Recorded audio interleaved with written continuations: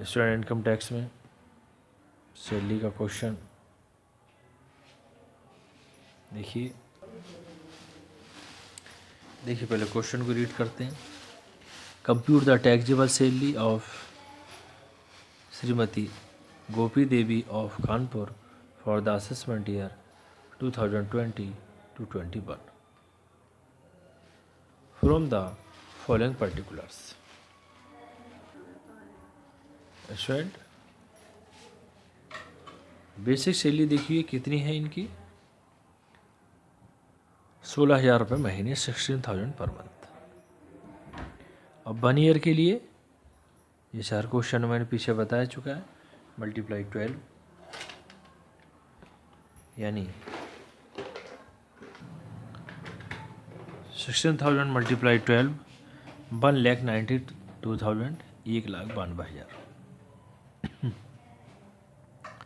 Second DNS allowance ₹4,000 per month as per the terms of employment.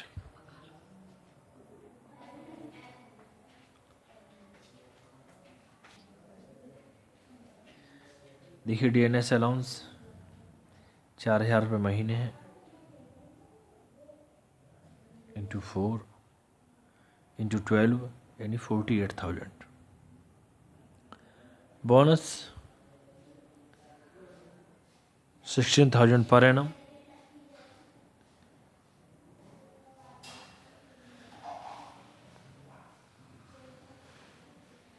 Entertainment allowance देखिए bonus, हाँ entertainment से पहले आपका number 4 rent free accommodation provided by the employer at Kanpur. देखिए जो rent free accommodation दिया गया है एम्प्लॉयर द्वारा वो कानपुर में प्रोवाइड किया गया है। यहाँ की पॉपुलेशन है 25 लाख से ज़्यादा है, accident 25 lakh. The fair rental value of which is 60,000 per annum. The cost of furniture provided there in 20,000 rupees. देखिए 25 लाख से पॉपुलेशन ज़्यादा है तो स्टूडेंट 15% ऑफ सैलरी कैलकुलेट करेंगे।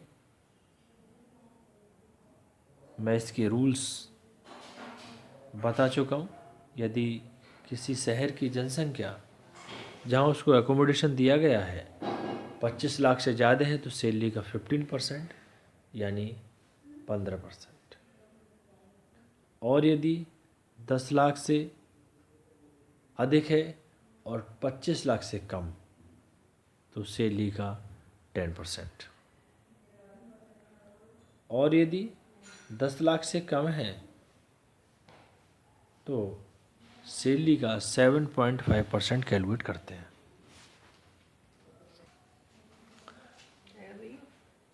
और उसके बाद जो कॉस्ट ऑफ फर्नीचर जितना क्वेश्चन में दे रखा है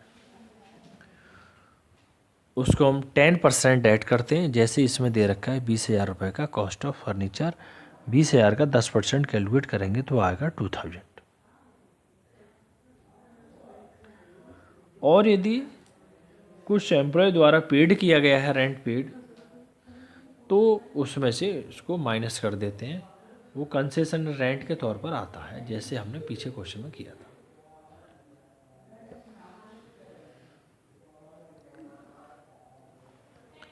उसके बाद number 5 entertainment allowance 1,000 per month.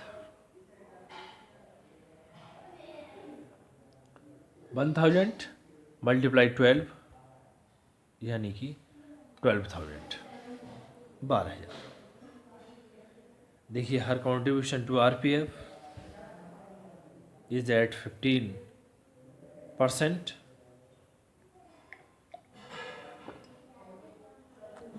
यानी उनका खुद का जो कॉन्ट्रीब्यूशन है वो 15% है, 15%।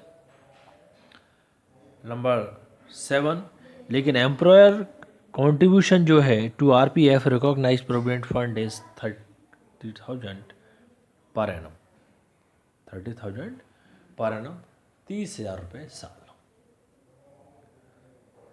अब यहाँ पे ही हमें कैलकुलेट करना होगा क्योंकि 12% एक्सेस ऑफ 12% ऑफ सैलरी है, उसको हम सैलरी इनकम में इंक्लूड करते हैं, लेकिन एक्सेस ऑफ 12% सैलरी नहीं है तो उसको इंक्लूड नहीं करते। अब इस यहाँ पर देखिए,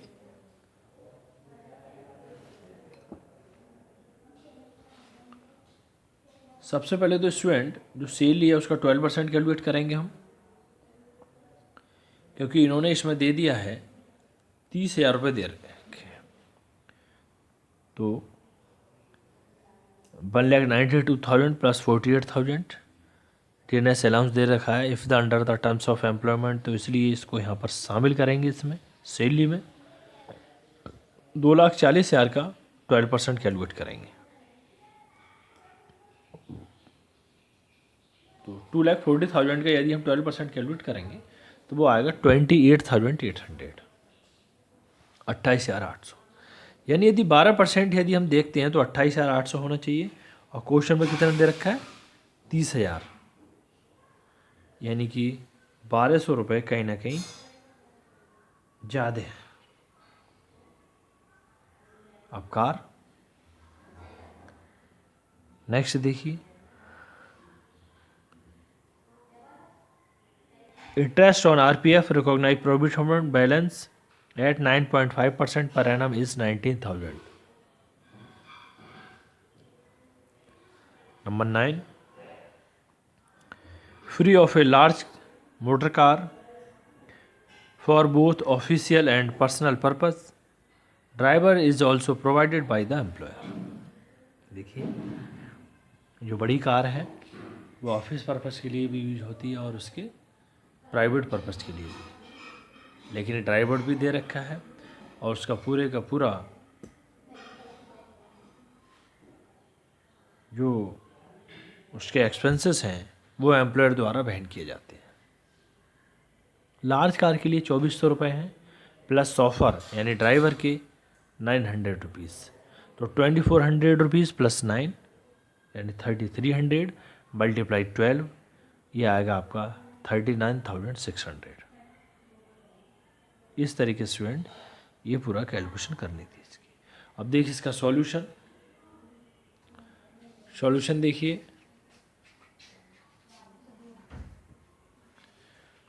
computation of salary income for the assessment year 2020-21। Salary question में बता रहे हैं ये 16,000 पर मंथ मिल रही है, तो 16,000 multiply 12, 1,92,000, 1,92,000। DNS allowance 4,000 per month है, 1 ईयर इंटू 12, 48,000 यानी कि 48,000। बोनस देखिए, क्वेश्चन में दे रखा है आपका 16,000 पर एनम, एक साल का 16,000 रुपये 16,000 बोनस। क्वेश्चन में स्टूडेंट दे रखा है आपका एंटरटेनमेंट अलाउंस, यानी कि एंटरटेनमेंट अलाउंस क्वेश्चन में 1,000 पर मंथ, 1,000 रुपये महीने, तो 1,000 मल्टीप्लाई 12 यानी कि 12,000। इसके बाद क्वेश्चन में एम्प्लॉयर कॉन्ट्रीब्यूशन दे रखा है in excess of 12% of salary, यानी जो 12% से सैलरी से ज़्यादा होगा उसको हम इसमें सैलरी इनकम में इंक्लूड करेंगे। यदि एक्सेस नहीं है तो नहीं करेंगे, पूरे का पूरा एग्जम्प्ट हो जाएगा।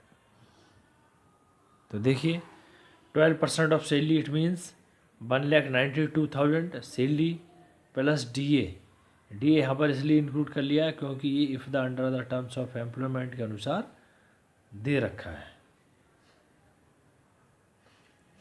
दोनों को ऐड करने के बाद 2,40,000, 2,40,000 का यदि हम 12% कैलकुलेट करेंगे तो वो आ गया स्टूडेंट आपका 28,800 आएगा, 28,800। और क्वेश्चन में कितना दे रखा है 30,000, तो क्वेश्चन में जो दे रखा है इट मीन्स जो एम्प्लॉयर कॉन्ट्रीब्यूशन है 30,000 वो एक्सेस है कहीं, तो कितना एक्सेस है 30,000 माइनस 28,800 यानी कि 1,200 रुपीज़ एक्सेस है, इसलिए वो यहाँ पे इसकी सैलरी इनकम में इंक्लूड कर लिया। अब बात आती है कार की। ये interest on RPF balance at 9.5% per annum is 19,000 question में दे रखा है। ये पूरे का पूरा नील है क्योंकि एक्सेस नहीं है। कार देखिए, free of a large car for both official and private purpose and driver also provided by the employer. तो लार्ज कार के लिए यदि पूरे के पूरे रनिंग एंड मेंटेनेंस एम्प्लॉयर द्वारा वहन किए जाते हैं तो 2,400 रुपये हैं। यदि ये एम्प्लॉय द्वारा वहन किए जाते हैं तो 900 रह जाते हैं यहाँ पर। तो एम्प्लॉय द्वारा वहन है तो 2,400 प्लस 900 यानी कि ड्राइवर यानी कि सॉफ्टवेयर के दोनों को ऐड किया 3,300 मल्टीप्लाई 12, ये आते हैं आपके 39,600 रुपीज़। देखिए लास्ट में value of rent free house. अब value of rent free house देखिए, नोट यहाँ पे मैंने पूरा नोट, वर्किंग नोट है ये, और वर्किंग नोट को भी हम फेयर पे ही करेंगे। देखिए value of rent free house has been calculated as under, यानी कि 15% ऑफ सैलरी। अब यहाँ पर 15% क्यों सैलरी क्यों किया? क्योंकि इसे एकोमोडेशन ऐसे शहर में है, वहाँ ये जहाँ रह रहा है, जहाँ जॉब कर रहा है, वहाँ की पॉपुलेशन 25 लाख से ज़्यादा है। और यदि 25 लाख से जहाँ की पॉपुलेशन ज़्यादा होगी तो वहाँ सैलरी का 15% करेंगे। तो 15% of salary 1,92,000 plus 48,000 plus 16,000 plus 12,000, यानी कि salary plus DNS allowance plus आपका बोनस प्लस एंटरटेनमेंट अलाउंस, इन सब को ऐड करने के बाद आता है आपका 2,68,000। अब इसका 15% कैलकुलेट किया तो 40,200। अब क्वेश्चन में कह रहा है कि 20,000 का फर्नीचर दे रखा है, तो फर्नीचर की जितनी कॉस्ट दे रखी होती है उसका 10% ऐड करते हैं प्लस 10% कॉस्ट ऑफ फर्नीचर, यानी 20 × 10/100 यानी 2,000। तो 15% ऑफ सैलरी 40,200, 10% ये आपके कॉस्ट ऑफ फर्नीचर 2,000, ये आया आपका 42,200, 42,200। तो 42,200 ये यहाँ पे लिखा है value of rent free house. इन सब का टोटल किया और टोटल करने के बाद आती है ग्रॉस सैलरी, और ग्रॉस सैलरी में से यदि हम स्टैंडर्ड डिडक्शन को माइनस करते हैं उसके बाद आ जाती है आपकी टैक्सेबल सैलरी। तो स्टैंडर्ड डिडक्शन देखिए, लेस स्टैंडर्ड डिडक्शन 40,000, इसमें से इसको माइनस किया 3,11,000, ये हो गई आपकी taxable salary. Thank you student.